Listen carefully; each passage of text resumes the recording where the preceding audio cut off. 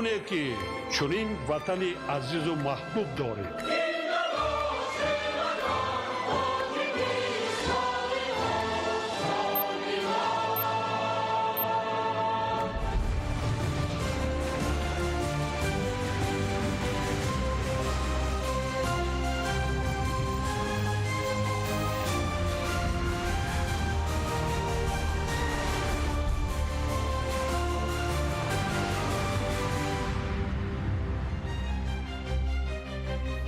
ассалому алайкум бинандагони гиромӣ. нашри муфассали барномаи иттилоотии ахборро мустақиман манзуратон менамоем. 19 август таҳти раёсати президенти ҷумҳурии тоҷикистон пешвои миллат раиси шӯрои назди президенти ҷумҳурии тоҷикистон оид ба рушди иқтисоди рақамӣ муҳтарам эмомалӣ раҳмон ҷаласаи якуми шӯро баргузор гардид. дар кори ҷаласа аъзои шӯро ва роҳбарону намояндагони вазорату идораҳои дахлдор иштирок намуданд. дар ҷаласа масъалаҳои вобаста ба самтҳои афзалиятнок ва тадбирҳои амалисозии барномаи миёнамуҳлати рушди иқтисоди рақамӣ дар ҷумҳурии тоҷикистон барои солҳои 2026-2030 инчунин пешниҳоди масъалаи рақамикунонии пурраи хизматрасониҳои давлатӣ ва ҳамгироии махзанҳои маълумот мавриди баррасӣ қарор гирифтанд. президенти кишвар раиси шӯро муҳтарам эмомалӣ раҳмон таъкид намуданд ки таъсиси шӯро идомаи мантиқии сиёсати давлат дар самти навсозии иқтисоди миллӣ, такмили идоракунии давлатӣ ва истифодаи имкониятҳои технологияҳои рақамӣ мебошад. зикр гардид ки эълон шудани солҳои 2026-2030 ҳамчун солҳои рушди иқтисоди рақамӣ ва инноватсия ва тасдиқи барномаи миёнамуҳлати рушди иқтисоди рақамӣ барои солҳои 2026-2030 барои пешбурди ин раванд заминаи зарурӣ фароҳам овардааст. сарвари давлат иброз доштанд ки рақамикунонӣ бояд пеш аз ҳама ба беҳтар гардидани зиндагии мардум, сарфаи вақти шаҳрвандону соҳибкорон, кам шудани хароҷоти иловагӣ, шаффофияти идоракунӣ ва афзоиши рақобатнокии иқтисоди миллӣ хизмат намояд. таъкид гардид ки дар мамлакат низомҳои иттилоотӣ ва хизматрасониҳои электронӣ роҳандозӣ шуданд, вале фаъолияти ҷудогонаи онҳо такроран талаб намудани маълумот, мавҷудияти расмиёти коғазӣ ва номуайянии натиҷаи баъзе лоиҳаҳо ҳанӯз мушоҳида мешавад. аз ин рӯ ҳамгироии низомҳо, ҳифзи маълумоти шахсӣ, амнияти киберӣ, шаффофияти хароҷот ва риояи принсипи маълумот танҳо як маротиба аз вазифаҳои муҳим арзёбӣ гардид. муовини раиси шӯро, муовини якуми сарвазири ҷумҳурии тоҷикистон ҳоким холиқзода доир ба самтҳои афзалиятнок ва тадбирҳои амалисозии барномаи миёнамуҳлати рушди иқтисоди рақамӣ гузориш дод. дар идома раиси кумитаи давлатии сармоягузорӣ ва идораи амволи давлатии ҷумҳурии тоҷикистон Султон Раҳимзода вобаста ба ҷалби сармоя ва механизмҳои маблағгузории лоиҳаҳои рақамӣ ва вазири маориф ва илми ҷумҳурии тоҷикистон Раҳим Саидзода оид ба омодасозии кадрҳо ва баландбардоштани саводнокии рақамии аҳолӣ иттилоъ дод. директори агентии инноватсия ва технологияҳои рақамӣ Хуршед Мирзо вобаста ба рақамикунонии пурраи хизматрасониҳои давлатӣ ва ҳамгироии махзанҳои маълумот пешниҳодҳо манзур кард.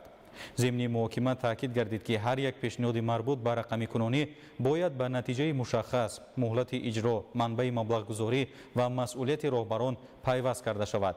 барои солҳои 2027-2030 ҳадафҳои солона ва натиҷаҳои ниҳоӣ муайян гардида аз таҳияи чорабиниҳои такрорӣ ва маблағгузории лоиҳаҳои беасос пешгирӣ карда шавад.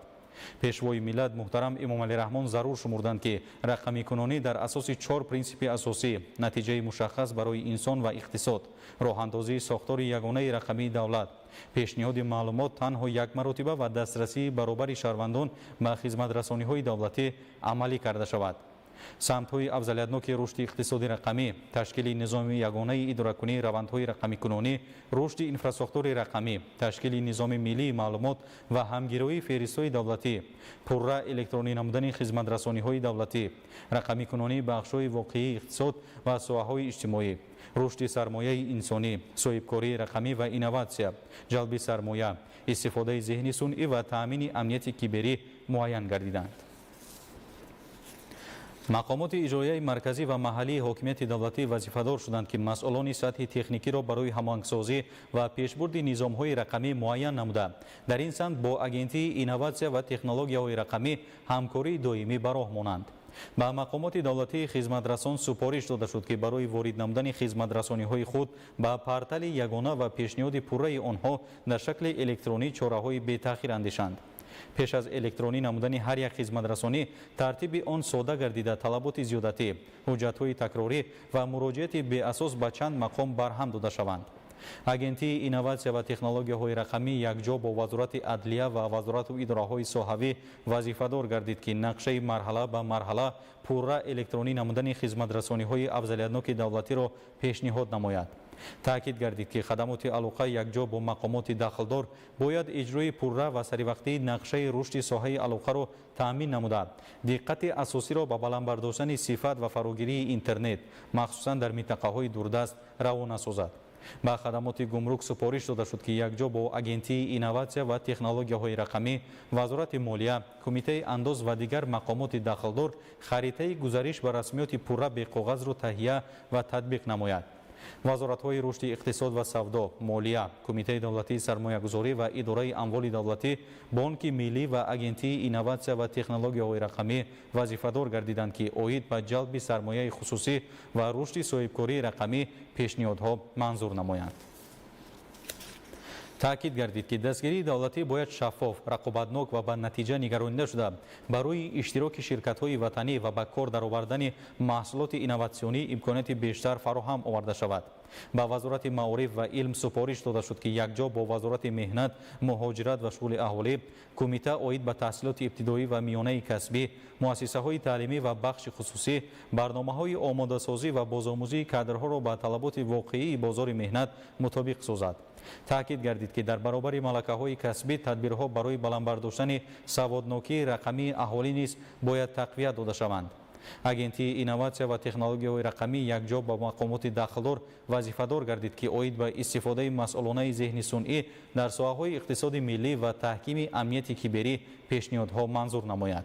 ҳукумати мамлакат вазифадор гардид ки фаъолияти роҳбарони вазорату идораҳоро аз рӯи натиҷаҳои рақамикунонӣ арзёбӣ намояд. таъкид гардид ки роҳбарон барои ҳамгироии низомҳо, сифати маълумот, содагардонии хизматрасониҳо, истифодаи самараноки маблағ ва натиҷаҳои воқеии лоиҳаҳои рақамӣ масъулияти шахсӣ доранд.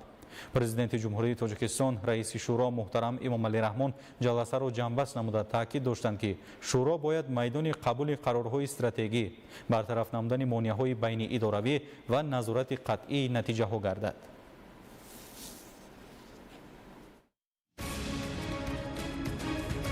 ободӣ марҳуми мост аз дастовардҳои муҳими созандагӣ то уфуқҳои нави рушд. нерӯи тозаи мардум ба истиқбол аз ҷашни бузурги миллӣ 35-солагии истиқлоли давлатӣ. нигоҳе ба рушди соҳаи тандурустӣ, саломатии миллат, сарвати давлат, аз дастовардҳо то дурнамои рушди соҳа, таваҷҷӯҳи ҳукумати кишвар ба рушди ин бахш. сарфаи нерӯи барқ танҳо роҳи кам кардани масраф нест, балки саҳм гузоштан дар рушди устувори кишвар, ҳифзи захираҳои табиӣ ва таҳкими амнияти энергетикӣ мебошад. нерӯи барқ аз муҳимтарин заминаҳои рушди иқтисодиву иҷтимоии давлат. дастовардҳо ва имкониятҳои нави рушди соҳаи кишоварзӣ, самараи меҳнат, баракати замин, нигоҳи ба рушди кишоварзӣ ва истифодаи самарноки ҳар қитъа замин дар мамлакат. шарҳи ин ва дигар хабарҳо дар нашри муфассали барномаи иттилоотии ахбор. дар ноҳияи Ёвон корҳои ободониву созандагӣ бо суръати тоза идома дошта, татбиқи иқдомҳои муҳими инфрасохторӣ ба беҳтар гардидани шароити зиндагии сокинон ва рушди устувори ноҳия мусоидат менамояд. сокинон ва соҳибкорони маҳаллӣ дар ободонии диёр саҳми арзанда гузошта, ҷиҳати расидан ба ҳадафҳои созандагӣ даст ба коранд. ҳамкорони мо гузориш медиҳанд. дар ноҳияи Ёвон корҳои ободониву созандагӣ дар ҳама самту соҳаҳои хоҷагии халқ бо иштироки фаъоли сокинон ва соҳибкорони маҳаллӣ вусъати тоза гирифта, иқдомҳои созандаи мақомоти маҳаллӣ дар доираи сиёсати созандаи ҳукумати ҷумҳурии Тоҷикистон пайваста амалӣ шуда истоданд.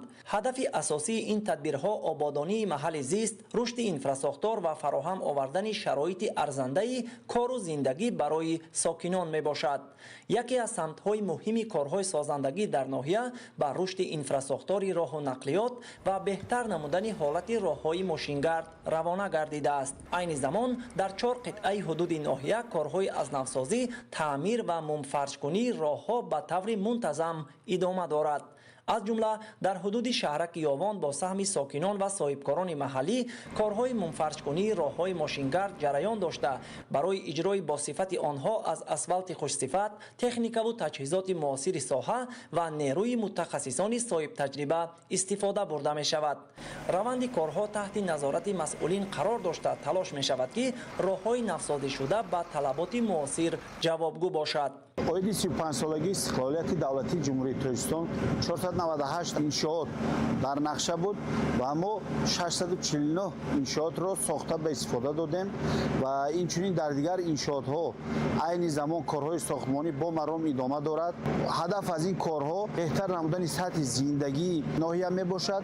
дар маркази шаҳраки ноҳияи Ёвон ба миқдори 5 километр роҳҳоро мунфарш намуда истодам. ба иттилои масъулин паҳноии баъзе қитъаҳои роҳ дар маркази ноҳия ба беш аз 20 метр мерасад ки пас аз анҷоми корҳои мунфарҷкунӣ на танҳо ҳаракати воситаҳои нақлиётро беҳтар, балки намои шаҳраку маҳаллаҳоро низ боз ҳам ободу зебо хоҳад кард. дар маҷмӯъ раванди корҳои ободониву созандагӣ дар ноҳияи Ёвон гувоҳи он аст ки сокинон ва соҳибкорони маҳаллӣ дар татбиқи иқдомҳои созанда саҳми арзанда мегузоранд. ин ҳамбастагӣ ва ташаббусҳои созанда ба рушди босуботи ноҳия, беҳтар гардидани инфрасохтор ва фароҳам овардани шароити мусоиди зиндагӣ мусоидат мекунад. зеро ободии ватан аз ободии ҳар як маҳал оғоз меёбад. бо ҳамин дарки масъулияти шаҳрвандӣ сокинони ноҳияи Ёвон кӯшиш доранд ки дар пешрафти диёри худ саҳми муносиб гузошта бо меҳнати созанда ва иқдомҳои нек барои насли имрӯз ва фардо як мулки ободу пешрафта ба мерос гузоранд. омодагиҳо ба ифтихори ҷашни 35-солагии истиқлоли давлатӣ дар ноҳияи Темурмалик вусъати тоза гирифта, суръати чунин раванди созандагӣ, ободонии марказ ва ҷамоатҳои деҳоти дурдастро таъмин намуд. сокинону соҳибкорон низ бо ҳисси баланди ватандӯстӣ ҷиҳати татбиқи ҳадафҳои созанда саҳми назаррас мегузоранд. ҳоло баҳри иҷрои пурраи нақшаи пешбинишудаи мақомоти иҷроияи ҳокимияти давлатии ноҳия дар 93 иншооти гуногун таъинот корҳои сохтмонӣ ҷараён дорад. идомаи мавзӯъ дар гузориши ҳамкорони мо. бо амалишавии ҳадафҳои созанда ва татбиқи нақшаҳои рушди иқтисодиву иҷтимоӣ ноҳияи Темурмалики вилояти Хатлон дар солҳои охир ба марҳилаи нави ободониву пешрафт ворид гардид. дар ин давра рушди устувори соҳаҳои гуногуни иқтисодиёт таъмин гардида, иқтидори истеҳсолӣ афзоиш ёфт. корхонаҳои нав ба фаъолият оғоз намуда барои аҳолӣ ҷойҳои нави корӣ фароҳам оварда шуданд. ҳамзамон ҷиҳати беҳтар намудани шароити кору зиндагии сокинон тадбирҳои созандагӣ вусъати тоза касб карданд. бунёду навсозии бинову иншооти замонавӣ, марказҳои савдову хизматрасонӣ, муассисаҳои тандурустӣ, корхонаҳои саноатӣ ва дигар иншооти иҷтимоиву иқтисодӣ симои ноҳияро ба куллӣ дигаргун намуд. роҳу пулҳои мошингузар таҷдиду навсозӣ гардида, инфрасохтори соҳаи роҳу нақлиёт беҳтар гардонида шуд. кӯчаву маҳаллаҳои маркази ноҳия ва ҷамоатҳои деҳот ободу зебо гардида, шароити муносиби кору зиндагӣ барои сокинон фароҳам омад. طبق نقشه چرابینی مقامات اجرایی حکومت دولتی ناحیه تیمورملک در ناحیه 413 انشاءات با نقشه گرفته شده، از این 327 ساخته به استفاده داده شده. اجرایش 80% نقشه را تامین میکند. کارها در این سمت نه تنها در جامعه شهرک به عمل بلکه در ناحیه تیمورملک در همه جامعات ها کارهای ساختمانی، سنگفرشکنی، مونفرشکنی راهها با مرام ادامه دارد. ما با باوری گفته میتوانیم که تا جشن 35 سالگی استقلالیت دولتی جمهوری تاجیکستان انشاءاتی که به نقشه گرفته شدند پورا عملی میگردند. дар ноҳияи Темурмалик бо ташаббуси мақомоти иҷроияи ҳокимияти давлатӣ ба рушди инфрасохтори деҳот низ таваҷҷӯҳи махсус зоҳир гардид. сохтмону навсозии роҳҳо, иншооти иҷтимоӣ ва дигар зербиноҳои зарурӣ барои беҳтар гардидани сатҳи хизматрасонӣ ва фароҳам овардани шароити мусоиди зиндагӣ дар деҳот заминаи устувор гузошт. маҳз давоми 5 соли охир бахусус дар арафаи омодагиҳо ба истиқболи ҷашни 35-солагии истиқлоли давлатии ҷумҳурии Тоҷикистон корҳои ободониву созандагӣ дар ноҳияи Темурмалик бо вусъати бесобиқа ҷараён гирифт. дар натиҷа симои шаҳру деҳоти ноҳия дигаргун гардида, корҳои созандагӣ ба як ҷузъи муҳими ҳаёти иҷтимоиву иқтисодии мардум табдил ёфтанд. имрӯз низ ин раванд бо суръати баланд идома дорад. сокинони ноҳияи Темурмалик бо ҳисси баланди ватандӯстиву меҳанпарастӣ дар корҳои ободониву созандагӣ саҳм гузошта барои боз ҳам зебову пешрафта гардидани диёри худ талош меварзанд. зеро ободии ватан аз ободии кӯчаву маҳал ва ҳар як хонадон оғоз меёбад. олим носирзода, хуршеди нодирхон, ноҳияи темурмалик, ахбор. нигоҳдорӣ ва таъмири роҳҳо барои таъмини ҳаракати бехатару мунтазами нақлиёт аҳамияти муҳим дорад. Дар ноҳияи айнӣ ҷиҳати беҳтар намудани ҳолати роҳҳо ва таъмини бемамонияти ҳаракати нақлиёт тадбирҳои мушаххас амалӣ гардида, кор дар ин самт идома дорад. роҳи автомобилгарди айнӣ кӯҳистони Масчоҳ аз ҷумлаи ҷодаҳоест, ки зери таваҷҷӯҳ қарор дошта, дар ин ҷо айни ҳол дар ҳолати роҳ беҳтар ва омодагӣ ба фасли сармо дар сатҳи хуб қарор дорад. гузориши хабарнигорони мо. роҳҳои автомобилгард яке аз омилҳои муҳими рушди иқтисодиву иҷтимоӣ ва таъмини робитаҳои мунтазами байни маҳаллҳои аҳолинишин ба ҳисоб меравад. аз ин рӯ нигоҳдорӣ ва дар ҳолати хуб қарор доштани онҳо аз самтҳои муҳими фаъолияти сохторҳои масъул мебошад. дар ноҳияи айнӣ низ ҷиҳати нигоҳдорӣ, ободонӣ ва таъмири роҳҳои автомобилгард корҳои мунтазам ба роҳ монда шуданд. муассисаи давлатии нигоҳдории роҳҳои автомобилгарди ноҳияи айнӣ дар тавозуни худ дар маҷмӯъ 268 километр роҳ дорад. аз ин миқдор 112,8 километр роҳҳои автомобилгарди маҳаллӣ, 103 километр роҳҳои ҷумҳуриявӣ ва 52,2 километр роҳҳои байналмилалиро ташкил медиҳад.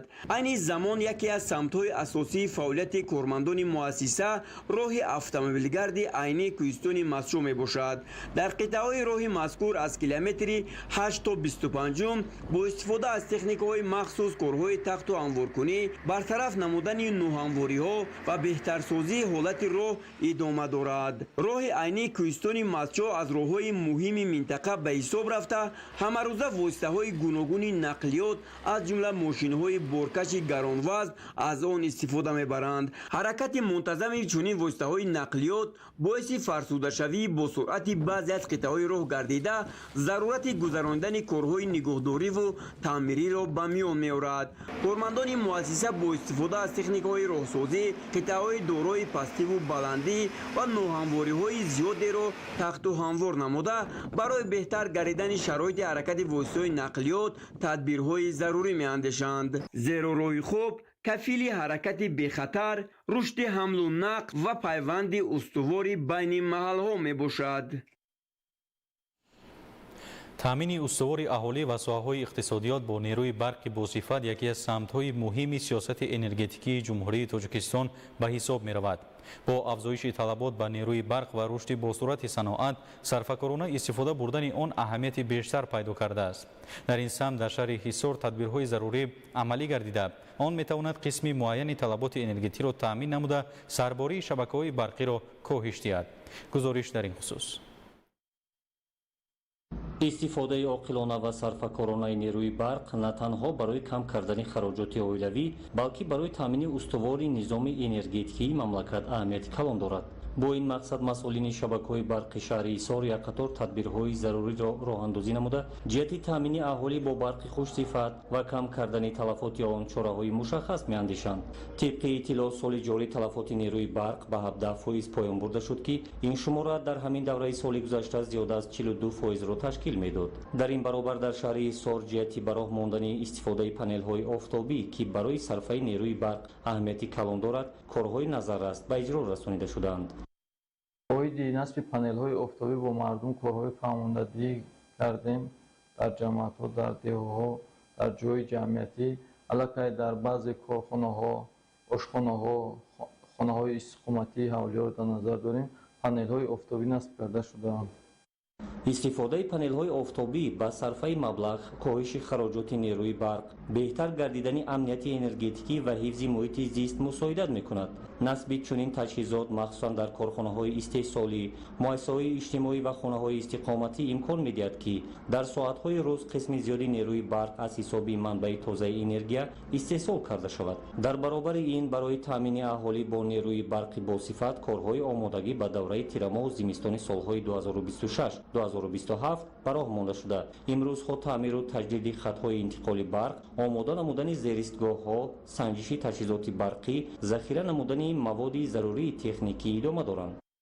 шабакаҳои барқи шаҳри ҳисор барои кам намудани талафоти технологӣ, мунтазам бо барқ таъмин намудани аҳолӣ дар 7 моҳи соли 2026 як қатор корҳоро ба анҷом расонд. як хати барқӣ 10 киловолта аз ирисгоҳи барқи хонақҳо 110 ба 10 киловолт ба миқдори 4200 метр кашида шуд, ки ин боиси кам намудани талафоти технологӣ ва мунтазам бо барқ таъмин намудани аҳолии дохили шаҳраки шаҳри Ҳисор мусоидат менамояд. яке аз корҳои дигари муҳиме ки масъулин паи иҷрои он қарор доранд ин насбу васли ҳисобкунакҳои барқии билингӣ мебошад. Ин гуна ҳисобкунакҳо барои ба ҳисобгирии дақиқи истифодаи нерӯи барқ ва беҳтар намудани сифати хизматрасонӣ ба муштариён насб карда мешаванд. сарфакорона истифода бурдани нерӯи барқ маънои маҳдуд кардани истифодаи он нест, балки истифодаи дурусту мақсадноки онро талаб мекунад. агар ҳар як шаҳрванд дар ин масъала масъулиятшинос бошад, метавонад барои истифодаи самараноки захираҳои энергетикӣ ва таъмини барқи устувор дар мамлакат саҳми арзанда гузорад. оғози маъракаи пахтачинӣ дар ноҳияи Абдураҳмони Ҷомӣ аз фаро расидани марҳилаи муҳими ҷамъоварии ҳосили меҳнати кишоварзон дарак медиҳад. бо фароҳам овардани шароити зарурӣ ва истифодаи самараноки имкониятҳои мавҷуда, деҳқонони ноҳия барои сарфи вақт ва беталаф ҷамъоварӣ намудани ҳосили пахта талош доранд. шарҳи бештар дар таҳияи ҳамкоронамо. ноҳияи Абдураҳмони Ҷомӣ дар миқёси вилояти Хатлон яке аз ноҳияҳои пешқадам дар самти рушди соҳаи пахтакорӣ ва истеҳсоли маҳсулоти кишоварзӣ шинохта шуда, дар таъмини нишондиҳандаҳои баланди истеҳсолӣ саҳми назаррас дорад. фаъолияти босамари кишоварзон, истифодаи самараноки заминҳои корам ва татбиқи усулҳои муосири агротехникӣ барои ба даст овардани ҳосили фаровон заминаи мусоид фароҳам овардааст.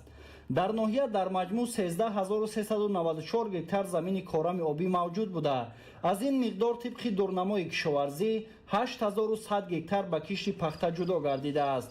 аз майдони умумии кишти пахта 1616 гектарро усули кишти зери плёнка ташкил медиҳад. нашъунамои пахта дар заминҳои кишоварзӣ хуб ба назар расида, кишоварзон умед доранд ки бо истифодаи дурусти имкониятҳои мавҷуда ва риояи талаботи агротехникӣ ҳосили фаровон ба даст меоранд. айни замон дар ноҳия мавсими ҷамъоварии ҳосили пахта оғоз гардида, кишоварзон ва пахтакорон ба саҳро баромаданд.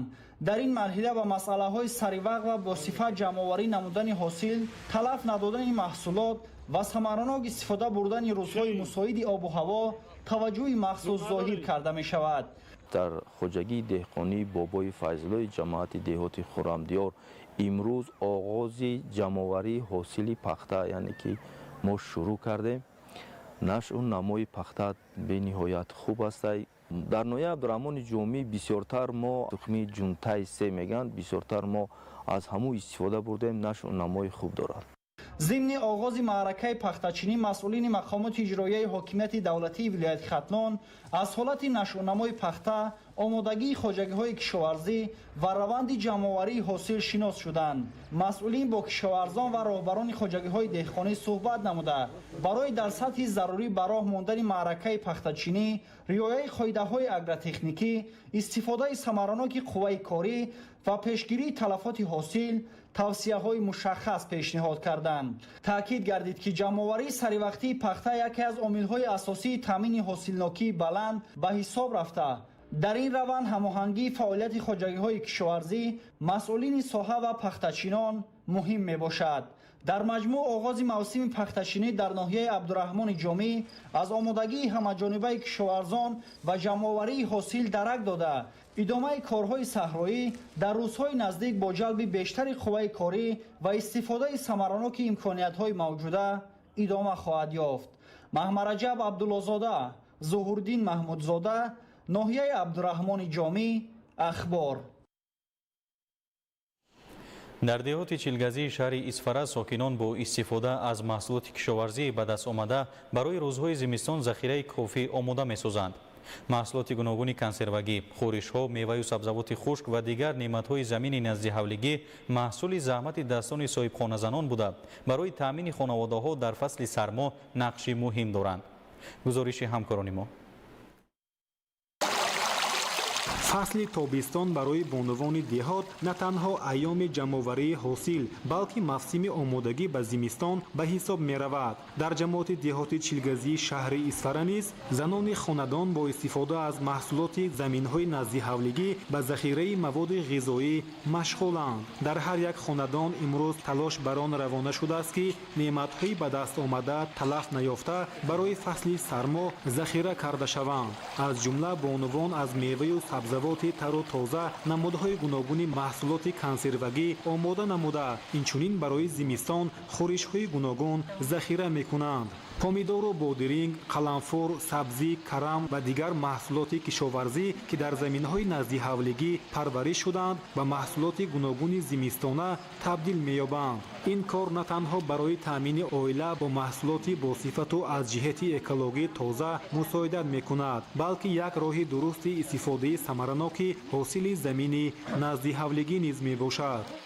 ما همه ساله در عائله خود همراه خواهرانم و مادرانمان خورش ها برای زمستان آماده می سازیم که محصولات های آنها را از زمین نزد حولگی خود گرفته ایم. از قبیل پامیدار، بادرینگ، کرم و غیره ها می باشند.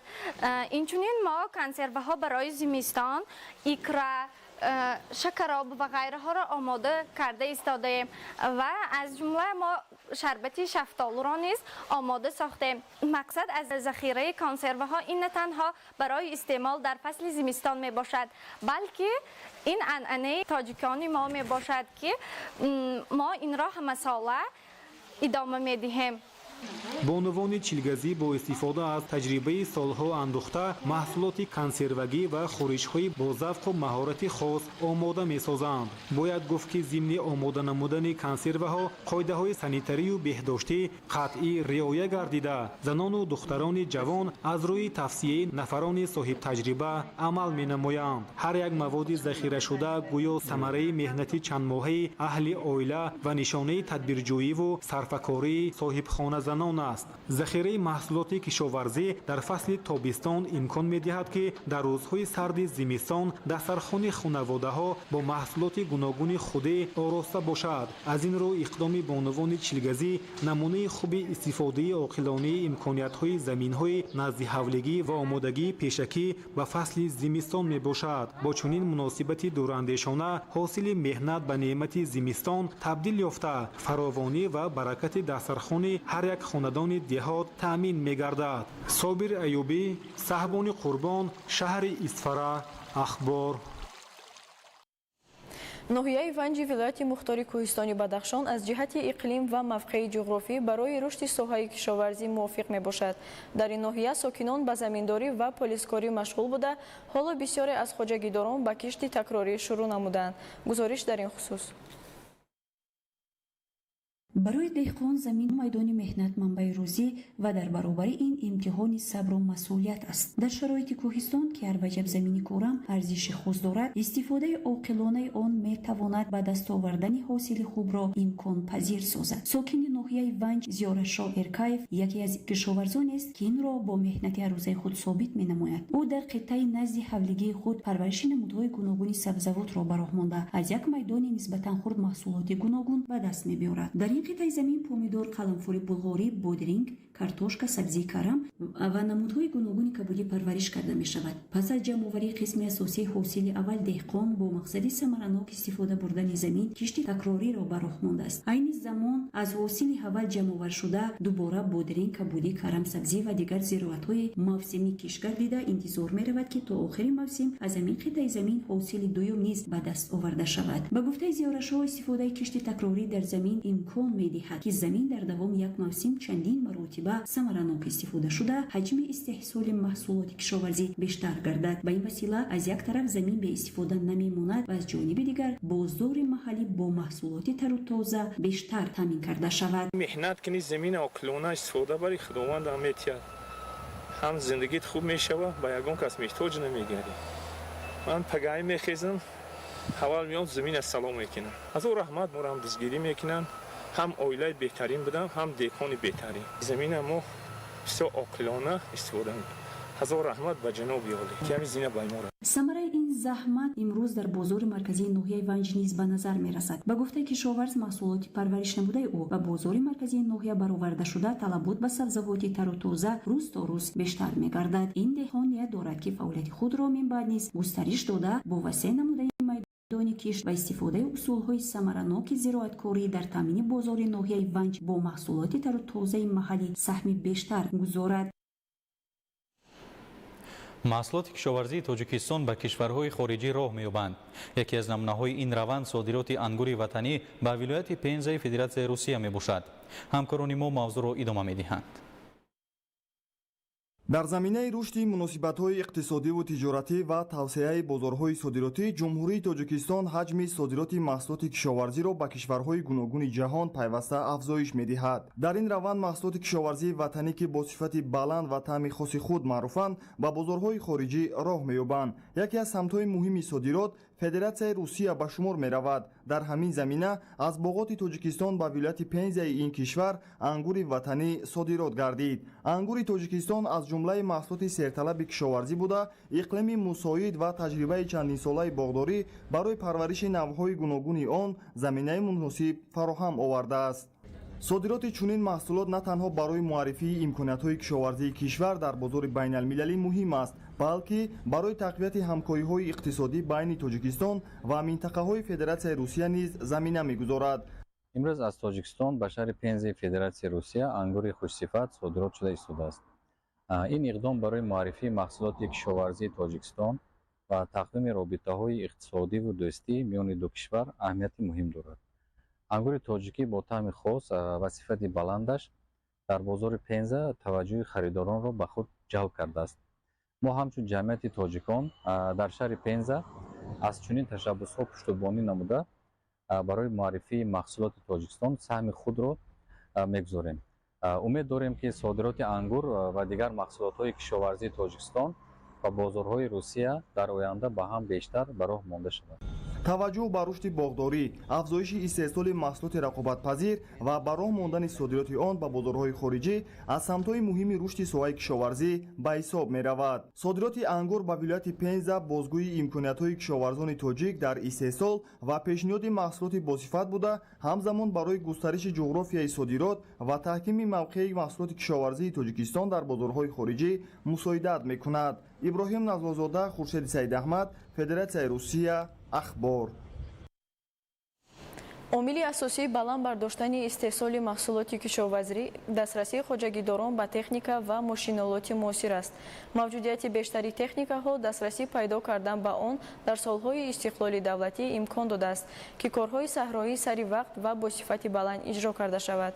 дар замони истиқлоли давлатӣ шумора ва номгӯи техникаи кишоварзӣ бо истифода аз имконоти корхонаҳои ватанӣ ва воридот афзудааст. ҳикматулло назарзода шарҳи бештар медиҳад.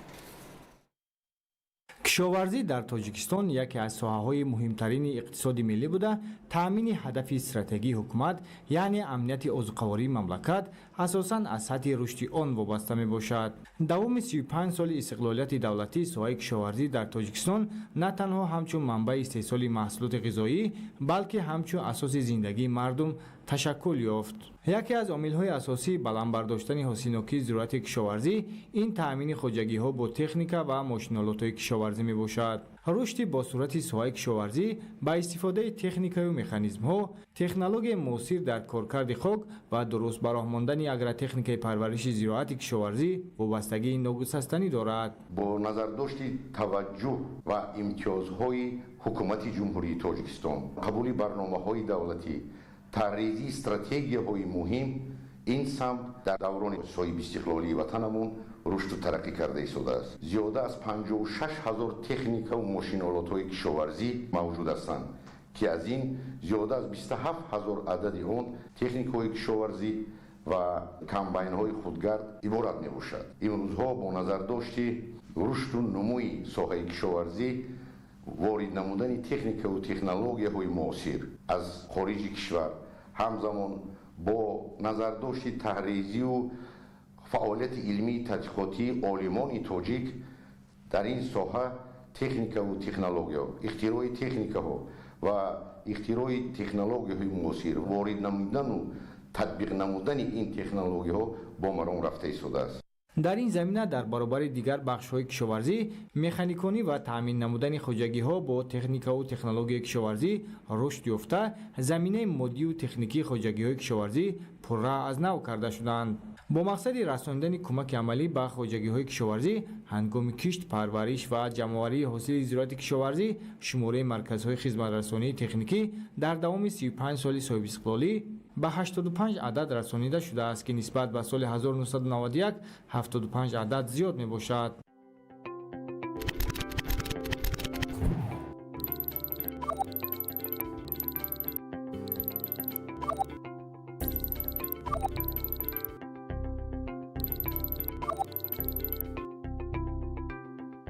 تنها در دوران استقلال زیاده از 37,000 تکنیک و ماشین‌آلات‌های کشاورزی به جمهوری تاجیکستان برای رشد و ترقیات وارد کرده شده است. تنها در 6 سال اخیر این تعداد 17,000 عدد را تشکیل می‌کند. سرعت تأمینات با نظر داشته وارد کردن تکنیک‌های کشاورزی با مقصد بلند برداشتن سطح مکانیکی کشاورزی و تطبیق تکنولوژی‌های معاصر این خیلی یک سرعت بلند است. ما سهم مکانیکی کشاورزی در استحصال نمودن محصولات کشاورزی، بلند شدن حاصلناکی زراعت‌های کشاورزی نقش مهمی بازد. در زمان استقلال دولتی برای خریدن تکنیک و ماشین‌های کشاورزی معاصر و در اساس طلبات قانون جمهوری تاجیکستان درباره اجاره مالیوی، تامین نمودن خوجگی‌های کشاورزی با تکنیک و مکانیزم‌ها از حساب مبلغ‌های بودجه دولتی 285.8 میلیون سومانی جدا گردید. در جمهوری تاجیکستان کارخانه‌های استحصال کننده محض در دوران صاحب استقلالی گشوده شد. این به مانند جمعیت سهامی پوشیده اگراتیک سرویس، جمعیت سهامی شکل پوشیده تاجران، جمعیت‌های سهامی نوسلمش، کارگاه ماشینساز، سامان کلاب تجهیزات. یعنی این کارخانه‌های وطنی میباشند که محض تکنیک‌ها را امروز در وطن خودمان استحصال و مورد بهره برداری دهقان قرار دادند. این بسیار یک فعالی نیک است، یک سرعت و یک روند بسیار هم مهم در ساحه تأمینات خوجگی قشلاق با تکنیک و تکنولوژی کشاورزی به حساب می رود. در اساس شرطنامه اجاره مالیوی با 4028 خوجگی دهقانی شهر و ناحیه‌های جمهوری 2954 تکنیک و 8540 مکانیزم کشاورزی دسترس گردید. در نتیجه تطبیق امتیازهای مذکور در این دوره به جمهوری بیش از 37000 تکنیک و مکانیزم های کشاورزی وارد کرده شده است. با استقبال جشن 35مین سالگرد استقلال دولتی در وزارت معارف و علم جمهوری تاجیکستان همایش علمی نظریوی برگزار گردید. گزارش همکاران ما. امروز در وزارت معارف و علم جمهوری تاجیکستان تحت عنوان استقلال دولتی و رشد علم و معارف در تاجیکستان بخشیده به 35مین سالگرد استقلال دولتی همایش علمی نظریوی برگزار گردید. در چاره‌بینی مسئولین، عالمان و محققان، کارمندان ساحه معارف و نمایندگان مؤسسه‌های زیرتابع اشتراک نمودند. تاکید گردید که استقلال دولتی برای رشد مستقلانه کشور، احیای ارزش‌های ملی و تشکل جامعه صاحب معرفت زمینه مساعد فراهم آورد. در این دوره ساحه معارف همچون یکی از سمت‌های افضلیت‌ناک سیاست دولتی پیوسته رشد نموده، تمام زینه‌های تحصیلات تحکیم یافتند. ذکر شد که شماره مؤسسه‌های تحصیلات عمومی از 3229 عدد به 4056 رسیده. در دوران صاحب استقلالی 4135 بنا و بینای علاوگی مؤسسه‌های تحصیلات عمومی برای 888531 جای نشست ساخته و مورد استفاده قرار گرفته است. همزمان نقش آزمون‌های جمهوریوی فروغ صبح دانای کتاب است، علم فروغ معرفت، تاجیکستان وطنی عزیز من و شاهنامه‌خوانی در رشد معرفت، تفکر علمی و خودشناسی ملی مهم ارزیابی گردید. در همایش ضرورت آموزش علم‌های دقیق و طبیعت‌شناسی، زبان‌های خارجی و تکنولوژی معاصر، این چنین آماده نمودن نسل نو و طلبات ذهن سنی و اقتصاد رقمی نیز تاکید کرده شد. در ادامه کنفرانس عالمان و محققان اوید به نقش استقلال در رشد دولتداری، احیای ارزش‌های ملی، پیشرفت معارف و تحکیم وحدت ملی معروضه‌ها پیشنهاد نمودند. مبادله افکار به کار همایش انجام بخشید. имрӯзҳо дар бештар аз 10 коргоҳу корхонаҳои дузандагии шаҳри Хуҷанд либоси ягонаи мактабӣ истеҳсол карда мешавад. соли равон волидайни хонандагони муассисаҳои таълимии шаҳр ба коргоҳу корхонаҳои дузандагӣ наздики 150 000 либоси ягонаи мактабӣ фармоиш доданд. маълумоти бештар дар гузориши ҳамкорони мо. таи солҳои охир дар шаҳри Хуҷанд бо бунёду ба кор даровардани коргоҳу корхонаҳои нави саноатӣ ҳаҷми истеҳсоли молу маҳсулоте ки дар замони гузашта аз хориҷи кишвар ворид карда мешуд зиёд гардида, дар ин баробар иқтидори содиротӣ низ тақвият ёфт.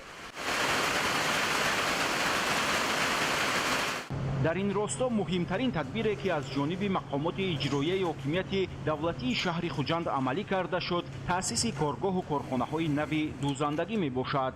иқдоми мазкур бо мақсади таъмини бозори дохилӣ бо маҳсулоти дузандагӣ ва соҳиби ҷойи кор гардидани занону духтарон амалӣ гардида, дар тақвияти ин раванд саҳми соҳибкорони ватанӣ бештар аст. ҳоло дар ин коргоҳу корхонаҳо дар асоси фармоиши муассисаҳои таълимӣ коргарон ба духти либоси ягонаи мактабӣ машғуланд. коргоҳу корхонаҳои дузандагӣ барои иҷрои саривақтии нақшаи истеҳсоли либоси ягонаи мактабӣ ки аз ҷониби муассисаҳои таълимии шаҳри Хуҷанд наздики 150 000 фармоиш дода шудааст, фаъолияти худро тақвият мебахшанд. дар самти истеҳсоли либоси ягонаи мактабӣ саҳми коргоҳу корхонаҳои дузандагии ҷамъияти дорои масъулияти маҳдуди қасри тиллоӣ ва ҷамъияти дорои масъулияти маҳдуди олимхон назаррас аст. имсол дар шаҳри Хуҷанд барои таъмин намудани хонандагон бо либоси мактабӣ 9 корхона амал кард. ин корхонаҳое ки солҳои тӯлонӣ кор мекунанд ва таҷрибаи кофӣ доранд. айни замон дар ҳамаи коргоҳҳои дузандагӣ фурӯши ҳамин либосҳои мактабӣ бароҳ мондааст. барои дастгирии оилаҳои камбизоат, хонандагоне ки ятим ё нимятим ҳастанд, сехҳои дузандагӣ дастгирӣ мекунанд ва ҳамасола дар ярмарки мактабе ки дар шаҳри Хуҷанд барпо мегардад, инчун аз тарафи мақомоти иҷроикунии давлатии шаҳри Хуҷанд ба чунин хонандагон ба таври ройгон либос тақсимкарӣ мешавад. таъмин бо лавозимоти хониш низ аз ҷумлаи масъалаҳоест ки ҳамеша дар маркази таваҷҷӯҳи мақомоти маҳал қарор дорад. дар шаҳри Хуҷанд аз соли 2023 инҷониб ҷамъияти дорои масъулияти маҳдуди Папирус фаъолият дорад ки асосан ба истеҳсоли дафтарҳои мактабӣ, фаннӣ, корӣ ва албом машғул мебошад. иқтидори шабонарӯзии корхона 150-200 000 дафтарҳои гуногун ва албомро ташкил медиҳад ки дар як моҳ ба 4,5 миллион дона баробар мешавад.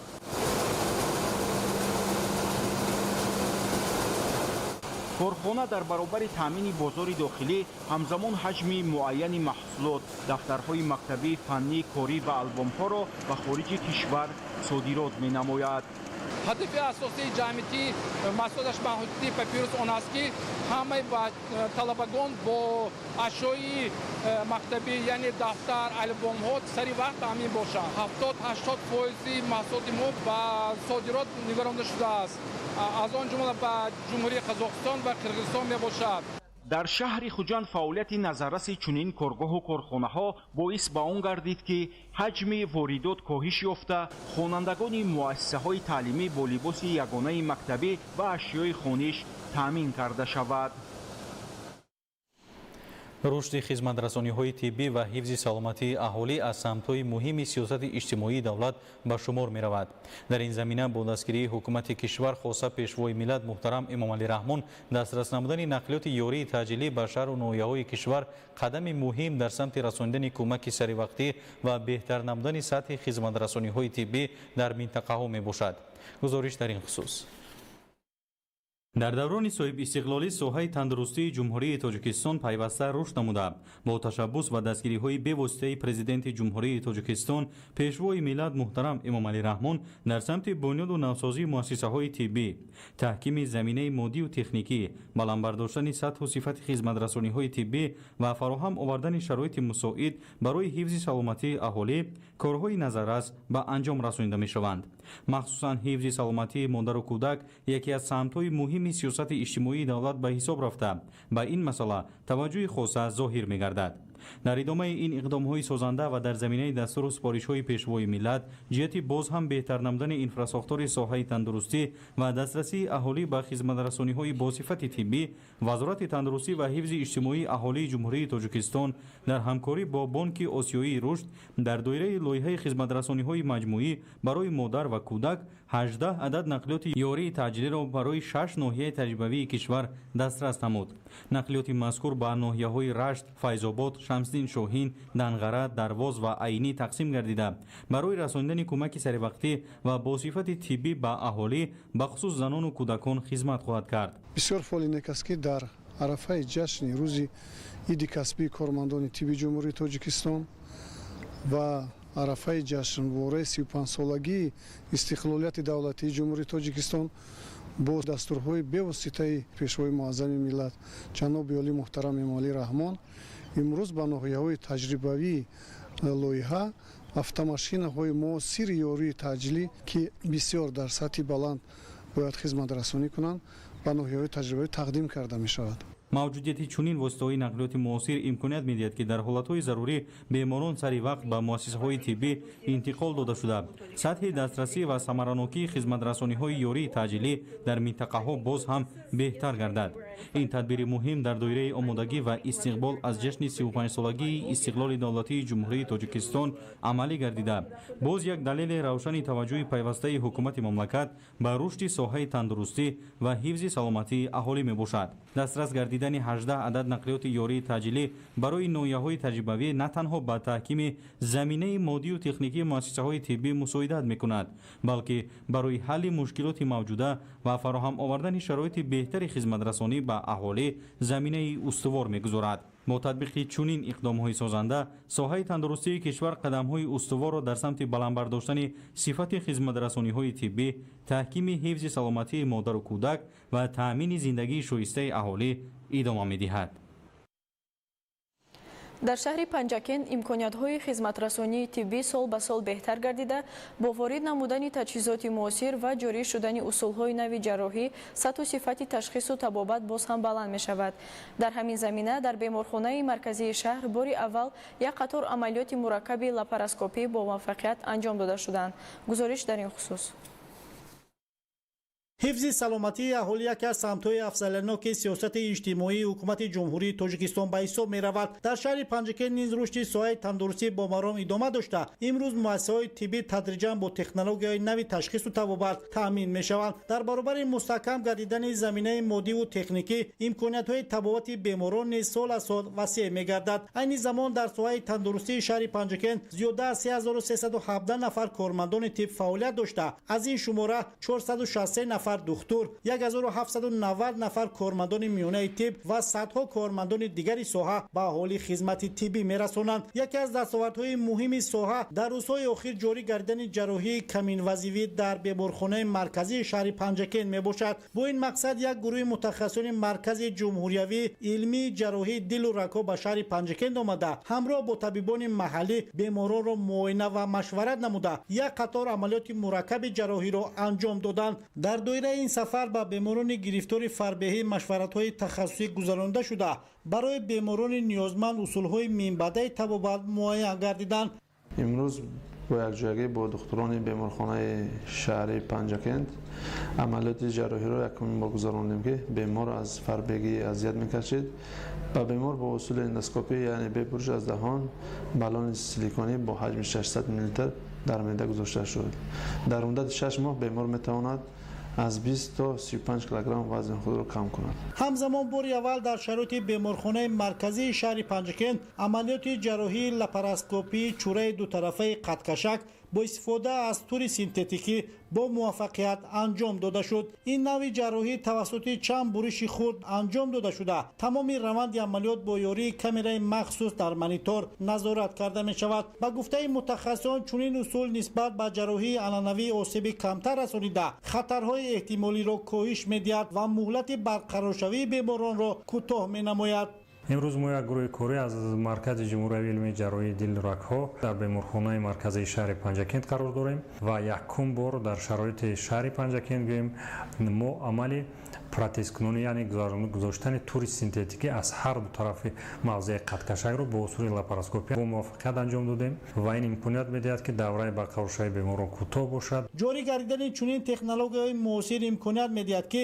сокинони шаҳри панҷакент ва ноҳияҳои ҳамсоя барои гирифтани хизматрасонии ҷарроҳии муосир ба шаҳрҳои дигар муроҷиат накунанд. дар баробари табобати беморон ин сафар барои баланд бардоштани сатҳи дониш ва малакаи касбии табибони маҳаллӣ низ аҳамияти калон дорад. дар ҷараёни амалиётҳо мутахассисони ҷумҳуриявӣ таҷрибаи худро ба ҷарроҳони ҷавон омӯзонида тарзу усулҳои нави гузарондани ҷарроҳиҳои каминвазивиро амалӣ нишон доданд. ба гуфтаи масъулон мин баъд низ ҷорӣ намудани технологияҳои нави ташхису табобат, баланд бардоштани малакаи табибон ва таҳкими заминаи моддиву техникии муассисаҳои тандурустӣ идома дода мешавад то сокинони шаҳри панҷакент дар маҳалли зисти худ аз хизматрасониҳои муосири тиббӣ баҳравар гардида бо истифода аз дастовардҳои нави илми тиб табобати босифат гиранд. далери бозор, Зарҳуни Неъматулло, шаҳри Панҷакент, Ахбор.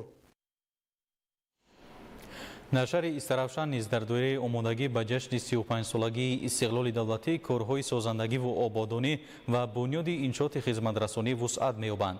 дар идомаи ин иқдомҳо дар деҳоти Қалачаи Калон маркази дандонпизишкии истиқлол ба истифода дода шуд ки бо шароити муосир ва таҷҳизоти пешрафтаи соҳа ба сокинон хизмат мерасонад. идомаи мавзӯъ дар таҳияи ҳамкоронам.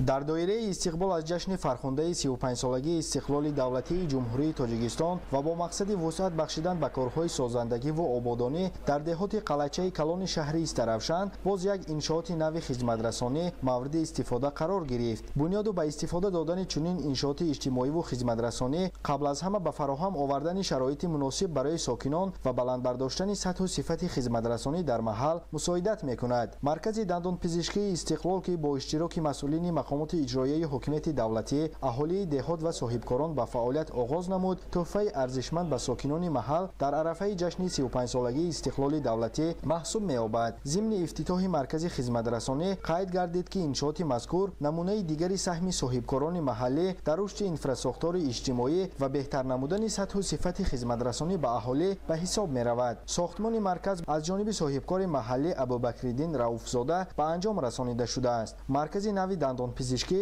аз 5 утоқи кориву табобатӣ иборат буда бо шароити муосир ва таҷҳизоти пешрафтаи соҳа ки аз хориҷи кишвар ворид карда шуданд таъмин мебошад. рушди соҳибкорӣ ва дастгирии бахши хусусӣ аз самтҳои муҳими сиёсати иқтисодиву иҷтимоии ҳукумати ҷумҳурии Тоҷикистон ба ҳисоб рафта барои татбиқи ташаббусҳои соҳибкорӣ ва фароҳам овардани ҷойҳои нави корӣ заминаи мусоид фароҳам меорад. маркази навбунёд низ натиҷаи ҳамин имкониятҳо ва ташаббуси соҳибкори маҳаллӣ мебошад. мо ба муносибати 35-солагии сиёсати ҷумҳурии Тоҷикистон тасмим гирифтем ки маркази дандонпизишкии муосирро бо таҷҳизотҳои муосири табобатӣ ташкил карда бошем ва дар маркази мо тамоми таҷҳизотҳо аз давлатҳои хориҷа аз ҷумла аз Кӯриё, аз Ҷопон, аз чин ва аз дигар давлатҳои хориҷӣ таҷҳизонида шуданд ва инчунин табибони мо низ дорои дараҷаи олии касбӣ буда дар давлатҳои хориҷа аз он ҷумла дар Русия ва дар дигар давлатҳо такмили ихтисос намуданд. бо ба истифодадиҳии маркази дандонпизишкии истиқлол барои 5 нафар сокинон ҷои кори доимӣ фароҳам гардида аҳолии деҳоти Қалачаи Калон ва маҳалҳои гирду атроф имкон пайдо мекунанд ки аз хизматрасониҳои дандонпизишкӣ дар шароити муосир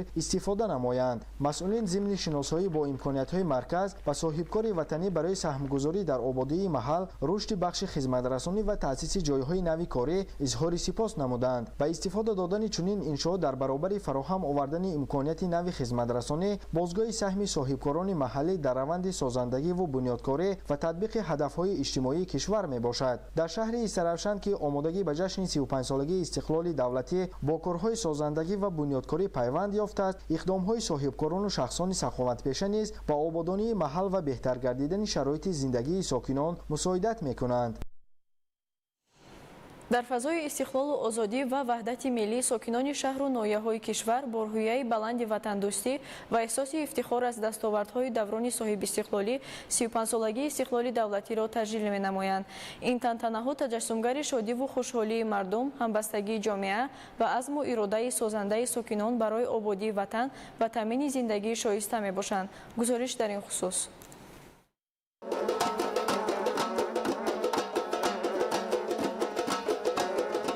ҳизби халқии демократии тоҷикистон таҳкимбахши истиқлоли давлатӣ ва таблиғгари ваҳдату ягонагӣ таҳти ҳамин унвон бо ибтикори кумитаи иҷроияи марказии ҳизби халқии демократии тоҷикистон чорабинӣ бо шукӯҳи сиёсиву фарҳангӣ баргузор гардид. дар чорабинӣ намояндагони мақомоти давлатӣ, масъулини ҳизби халқии демократии тоҷикистон ва аҳли фарҳанг иштирок намуданд. зикр гардид ки ҳизби халқии демократии тоҷикистон ҳамчун ҳизби созандаву бунёдкор дар ҳаёти сиёсиву иҷтимоии кишвар нақши муҳим дошта дар даврони соҳибистиқлолӣ ҷиҳати таҳкими ғояҳои истиқлоли давлатӣ, ҳифзи сулҳу субот, ваҳдати миллӣ ва рушди устувори мамлакат корҳои назаррасро ба анҷом расонидааст. иброз гардид ки истиқлоли давлатӣ барои тоҷикистон имконият фароҳам овард то кишвар роҳи мустақили рушди сиёсиву иқтисодӣ ва иҷтимоиро интихоб намуда заминаҳои давлатдории миллиро таҳким бахшад. ҳифзи дастовардҳои истиқлолият, арҷ гузоштан ба арзишҳои миллӣ, таҳкими ҳисси ватандӯстиву хештаншиносӣ ва баланд бардоштани масъулияти шаҳрвандӣ вазифаи ҳар як шаҳрванди кишвар арзёбӣ гардид. дар идомаи чорабинӣ барномаи рангини фарҳангӣ пешкаши иштирокчиён ва сокинону меҳмонони пойтахт гардид. ҳунармандон бо суруду таронаҳои ватандӯстона, рақсу мусиқӣ ва дигар барномаҳои фарҳангӣ таби ҳозиринро шод намуданд. ба истиқболи сазовори ҷашни 35-солагии истиқлоли давлатӣ дар ҷамоати деҳоти машъали ноҳияи вахш чорабинии васеи идона баргузор гардид. ин ҳамоиши тантанавӣ ки бо иштироки сокинони хурду бузурги деҳот доир шуд, фарогири раҳпаймоии осоишта, намоиши ҳунарҳои мардумӣ, дастовардҳои сокинон, маҳсулоти кишоварзӣ ва дигар намудҳои фарҳангу анъанаҳои миллӣ буд. сокинони деҳот бо рӯҳияи баланди ватандӯстӣ ва шодиву фараҳ дар чорабинии идона ширкат намуда бо ифтихор аз дастовардҳои даврони соҳибистиқлолӣ гӯшаҳои намоишии худро ороста буданд. ҳунарҳои мардумӣ, таомҳои миллӣ, маҳсулоти кишоварзӣ, дастранҷи занону бонувон ва дигар анъанаҳои неки маҳаллӣ ба чорабинӣ шукӯҳу таровати тоза бахшид. таъкид гардид ки маҳз дар замони соҳибистиқлолӣ бо татбиқи сиёсати созанда ва дурнамои рушди мамлакат барои ободонии маҳалҳо, беҳтар намудани сатҳи хизматрасонӣ ва мукаммалсозии инфрасохтори иҷтимоиву иқтисодӣ имкониятҳои васеъ фароҳам омадааст. деҳоти машъали ноҳияи вахш низ дар солҳои соҳибистиқлолӣ ба марҳилаи нави рушд ворид гардида дар он як қатор корҳои созандагиву бунёдкорӣ амалӣ шудаанд. аз ҷумла аз навсозӣ ва мунфарш гардидани роҳи мошингарди масири маркази ноҳия то ҷамоати деҳот барои беҳтар шудани ҳаракати воситаҳои нақлиёт, осон шудани рафтуомади сокинон ва фароҳам омадани имкониятҳои бештар барои рушди иқтисодии маҳал заминаи мусоид фароҳам овардааст. бунёди муассисаи таҳсилоти томактабӣ, сохтумони синфхонаҳои иловагӣ дар назди муассисаҳои таълимӣ эҳтиёҷ дошта ва фароҳам овардани шароити беҳтари таълиму тарбия аз дигар иқдомҳои муҳими маҳал ба ҳисоб мераванд. ҳамзамон бунёди марказҳои савдо ва хизматрасонӣ, рушди инфрасохтори маҳаллӣ ва таъсиси ҷойҳои нави корӣ имконият фароҳам овардааст ки сокинони ин деҳоти дурдаст барои қонеъ намудани ниёзҳои рӯзмарраи худ ба марказҳои хизматрасонӣ дастрасии бештар дошта бошанд. саҳми соҳибкорон ва сокинони саховатпешаи маҳаллӣ дар корҳои ободониву созандагӣ назаррас буда онҳо бо дарки масъулияти шаҳрвандӣ дар бунёди иншооти иҷтимоӣ, таъмиру азнавсозии роҳҳо ва дигар иқдомҳои созанда саҳм мегузоранд. ба ҳамоиши бошукӯҳ барномаи рангини фарҳангӣ ҳусни тоза бахшида, суруду таронаҳои ватандӯстона, рақсҳои дилнишин ва саҳнаҳои ҷолиби ҳунарӣ шукӯҳу шаҳомати истиқлолияти давлатӣ, муҳаббат ба ватан ва ифтихор аз давлатдории миллиро тараннум менамуданд. ҳамчунин дар ҷамоати деҳоти рӯдакии ноҳия низ ба истиқболи 35-солагии истиқлоли давлатӣ чорабинии васеи идона таҳти унвони шукӯҳи истиқлол баргузор гардид. дар он аҳли ҷамоатчигӣ ва сокинони деҳот бо рӯҳияи баланди идона ва эҳсоси ифтихори ватандӯстӣ фаъолона иштирок намуданд. дар доираи чорабинӣ раҳпаймоии осоиштаи ҷашнӣ баргузор гардида, намоиши ҳунарҳои мардумӣ ва дастовардҳои сокинони деҳот ба намоиш гузошта шуд.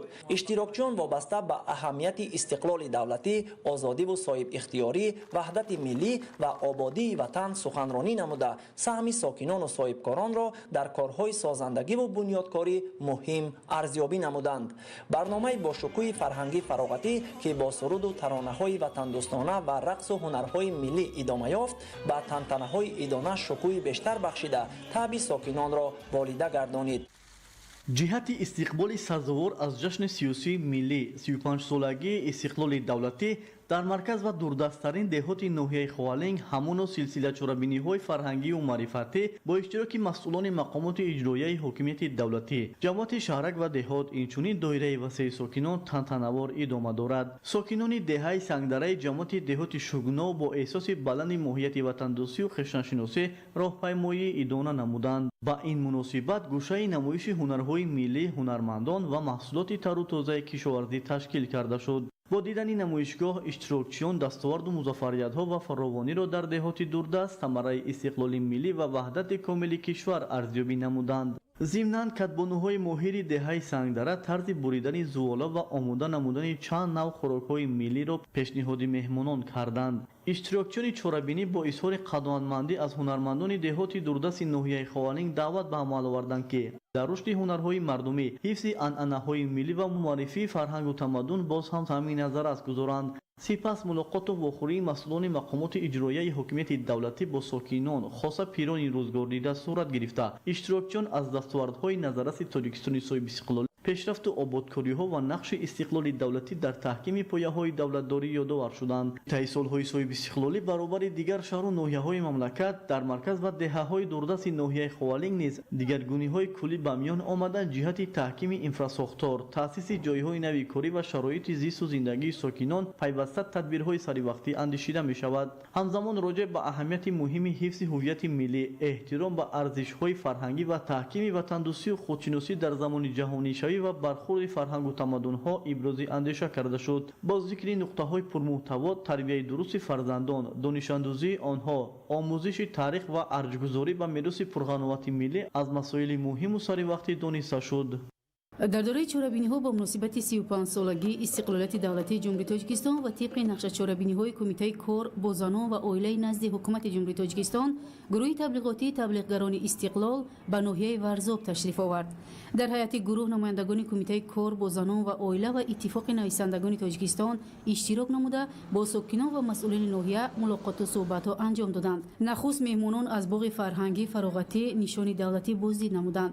дар ин ҷо дастовардҳои ноҳия дар соҳаҳои маориф, фарҳанг ва варзиш, инчунин фаъолияти мактаби бачагонаи санъат муаррифӣ гардид. ба муносибати ҷашни 35-солагии истиқлоли давлатӣ бо шиору овезаҳои тантанавӣ ва маводи инъикоскунандаи дастовардҳои даврони соҳиби истиқлолӣ оро дода шудааст.